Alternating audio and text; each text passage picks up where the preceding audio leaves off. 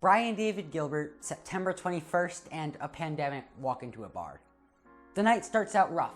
Everyone is picking on the pandemic. BDG is upset because he can't go into work anymore. September 21st is upset that they don't get the normal back-to-school attention. But the pandemic stays put. She lets the insults tower up. She has all the attention. Last year, on a new school year high, 20 of my friends and I decided it would be a great time to hang out and listen to September by Earth, Wind & Fire. 21 times, without stopping. On 9/21 at 9/21, it was a September 9/21, 9/21, 21 human celebration.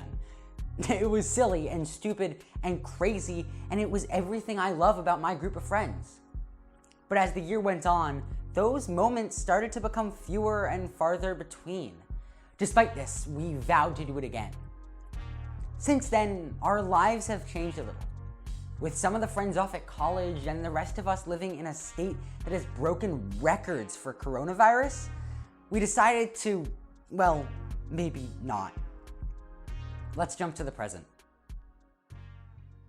In July of this year, well into the pandemic, The Altogether, featuring Jonah Scott and Brian David Gilbert, released their debut studio album. Getting through the album tier list was in and of itself a challenge, but one song stood out to me as particularly challenging in this department.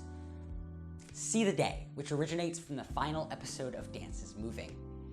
The Brian David Gilbert YouTube series parodies dancer-sized video collections and is, spoiler, actually about moving away from home.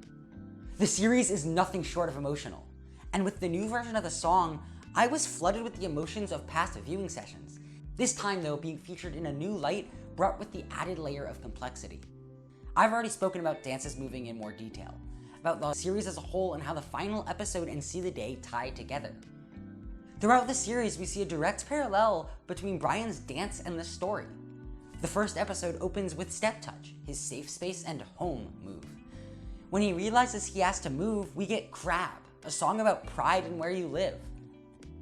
Brian uses dance to convey how he feels, and when he's lost in a sea of emotion, we end the series with Freestyle, one he walks away from changed, or at least I thought. I ended Dances Moving Dissected with the conclusion that Brian had finally conquered his struggles. It's a great sentiment, but as someone who has moved away from home, it didn't completely match up with my personal timeline of self-growth. And I didn't know exactly what I thought of that. After a brief conversation in the BDG Discord server, user AGKG brought up something I never noticed. Brian doesn't finish his dance. He isn't done growing, at least. Freestyle opens with him trying the Step Touch, that home move, and he's unable to do it. Though the majority of the song he's dancing with his heart, there are still moments where he gets lost. Right before he walks away though, at the end of the song, he tries the Step Touch again. We end having finished the song, but having learned nothing. Brian still tries to fall back on what is there. That's to say, though he learned to persevere through his troubles of moving, he was still looking for past normalcy, life before he moved. And that's working towards an unachievable goal, and his perception of what normal was had to change. Where have I heard that before? Challenging times. Trying times. In these times of uncertainty. During this time of great uncertainty. During these uncertain times. During these uncertain times. In uncertain times. In uncertain times. Uncertain times. Unprecedented times. Unprecedented times. Unprecedented times. Stop me if you've heard this before, but we're living in some unprecedented times, and we're gonna have to learn to adjust to a new normal. I'm sure that's a shocker to you. Dances Moving was Brian's attempt to process his feelings of moving in the real world. His need to persevere and to keep moving forward, even while struggling with all the emotions of the transition. Everything right down to the time signature and lyrics. Everything points for another reason for Brian to fall down and not to try more. Especially after the previous episode, Slow Worm. However, Brian knows he has to continue his dance, even if it's difficult. He knows he has to persevere, even if it's hard, but most importantly, even if the Step Touch stops working.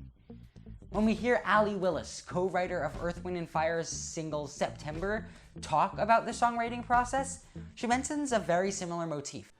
I learned my greatest lesson ever in songwriting from him, which is never let the lyric get in the way of the groove. She had been caught up in the nonsense that was ba dia, and she didn't allow herself to just groove, to have fun.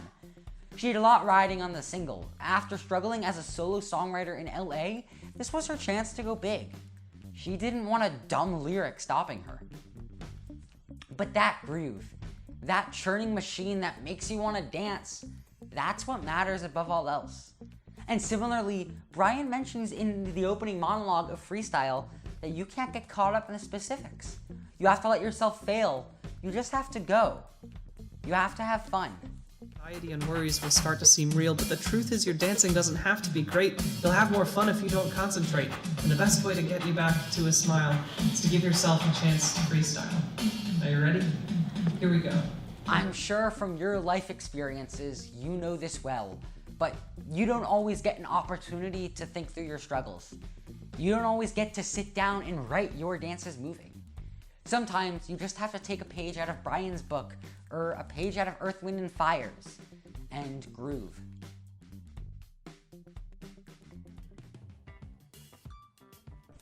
Though Willis claims the date September 21 was only used because it sounded nice, the lyric still holds some significance. Throughout the song, we don't hear the nonsense ba dia on its own. We hear, do you remember? Hell, the lyric opens the song. Do you remember? The rest of the lyrics only add to this.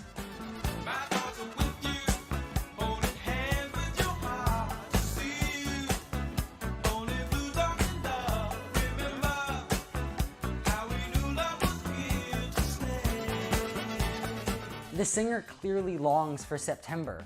Despite behind the scenes there being a lack of reason behind specifically the 21st night, the singer wants to relive those memories and moments. When Brian moves from Baltimore up to New York, he does his best to continue living life the same way he did before.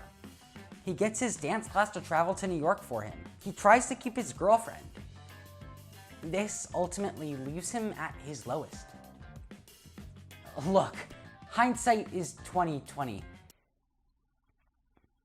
But that doesn't mean we should try and live in the past. Brian couldn't bring his life with him when he moved. We can't make our neighborhoods and grocery stores the same as they were in January. And as much as they can remember, nothing can take our vocalists back to the 21st night of September. But as this year's 9/21 has come and gone, we met again. On Zoom this time. We had our fun.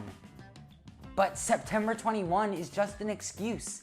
As Dan Charnas of NPR's Morning Edition points out, it doesn't matter what the date is. It doesn't matter what it means. When we hear it, it's September 21st, and we're dancing again with our families to a song that never... Or for me, I'm dancing with my friends. I'm pretending to know more than the first line of the song. So let's flip the script. Let's try and learn something from Brian and Willis in Coronavirus 19. We can't let ourselves get stuck in the past. Let's not wallow in September 21st. Let's move from Baltimore in stride. Much like Let's Make a Music and Arbor Day, September 21st is a holiday to be celebrated. It's got memories to be made. Why should we stop now? And so even while Willis asks us, do you remember? Asking if you want to go back before you move from Baltimore. Asking, do you remember what life was like before we experienced a pandemic? Do you remember the 21st night of September? When we danced in the night, remember? How the stars stole the night away. Just know, there'll be more nights like it still to come.